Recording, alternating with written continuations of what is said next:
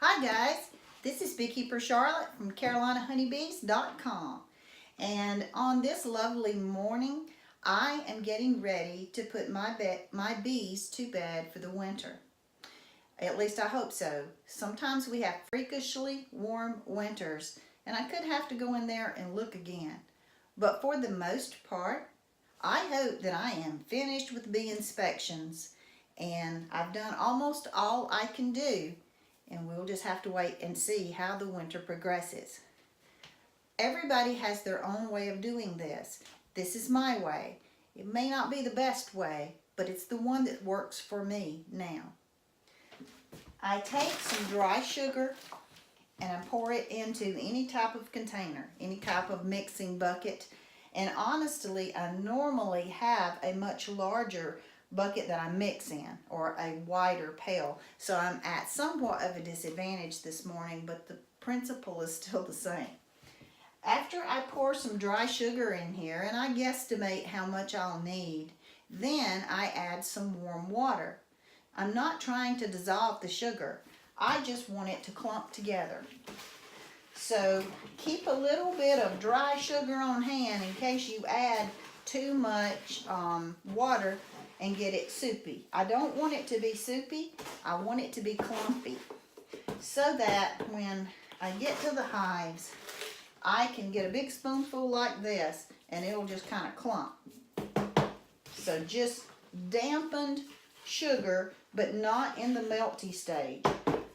If you could see down in here, you would see that I don't really have any liquid.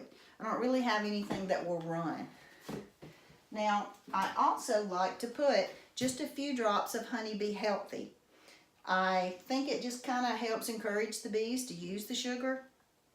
And in a perfect scenario, my bees wouldn't use the sugar maybe. They would have enough honey and they wouldn't need this. But this is kind of like my little insurance plan. And some years I am convinced that it has made the difference between a starved colony and a successful colony.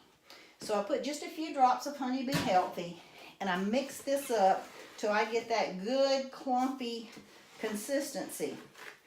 I don't really want to put protein in here. I could add some bee pollen if I wanted to, but normally here my bees bring in enough pollen in the fall to kind of get them started in January, February. And I usually put a small pollen patty at that time. So I'm not going to add any pollen today. I have small hive bee beetle phobias because we've had some serious problems here with them. So out of the fear of the hive beetle and the warm winter, I don't put a protein supplement in here, but you certainly could. I know people who do with good success. So now that I have this, what am I going to do with it? When I get it all mixed up, I'm going to take it to the bee yard. When I get it all mixed up and I like the consistency, I'm going to put it into a sealable bucket to take it to the bee yard. Because if it's a warm afternoon, and I hope it will be, I'm going to have bees up there wanting to come get in this. So I will have it in a bucket so that I can kind of keep things under control. Once I get to the bee yard, what I plan to do, I may use just a little bit of smoke around the top of the hive to keep the bees calmish, but I am not planning on taking out any frames. It's going to be a little cooler. It's going to be in the mid-60s maybe. So I'm not going to do an inspection. I am there solely to put the food on. So we'll go to the hive, and you can see here that this is just a simulation of the top of your hive. Take off your outer cover, take off your inner cover, and then I will take just a single sheet of newspaper. You can use two if you'd like, but I usually just use one ply, and I will cover the top of the colony with it. This will then allow me to take a clump of the mixture and put it right over wherever the cluster is, where I see the bees grouped. And I can kind of spread it out. That's okay to do. And I won't cover the whole top, but depending on how many bees are in there, I'll put at least 2, if not 3 scoops of this. And even though it's not necessary, I will take my hive tool and make a little hole in the newspaper right where the bee cluster is.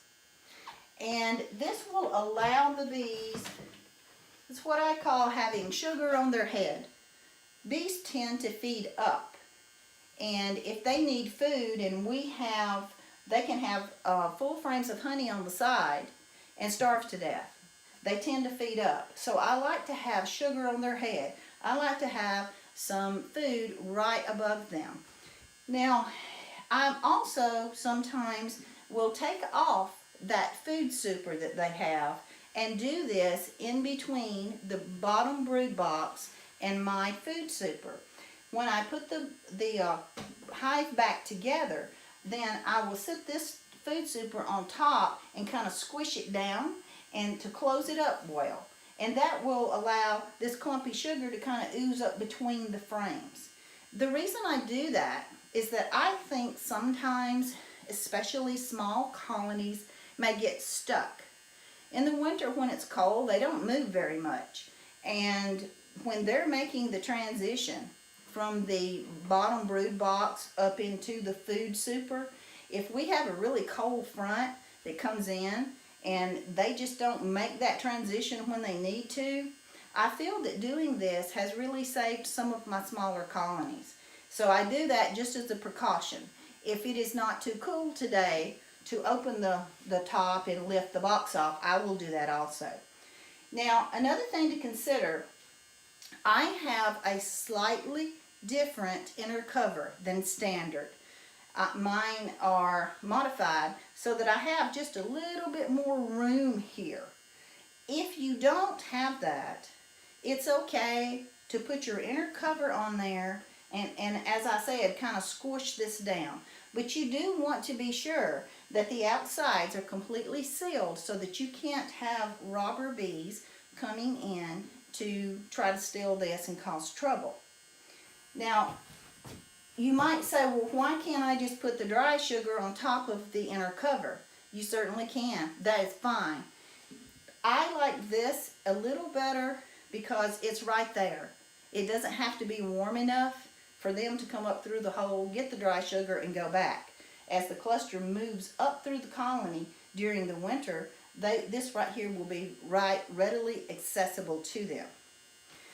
Another issue that you can do if you would like to have a little more of the sugar mixture and you're concerned about your hive fitting back together tightly, especially if you do not have an inner cover with a little more room like I do, you can very easily make a shim.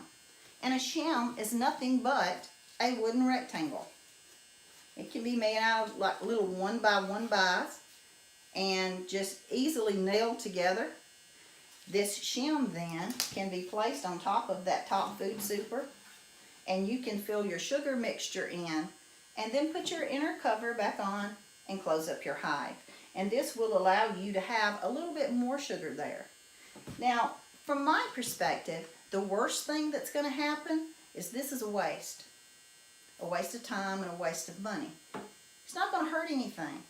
And I'm convinced that there have been some winters that this has saved bee lives. So that's what I'm doing on my Friday. I hope you guys are having a great day. Don't forget about your bees. Let's get them all ready. If you're in an area where you're heading into spring, of course you're worried about swarms and honey protection. This is Beekeeper Charlotte from CarolinaHoneybees.com. Thanks for stopping by.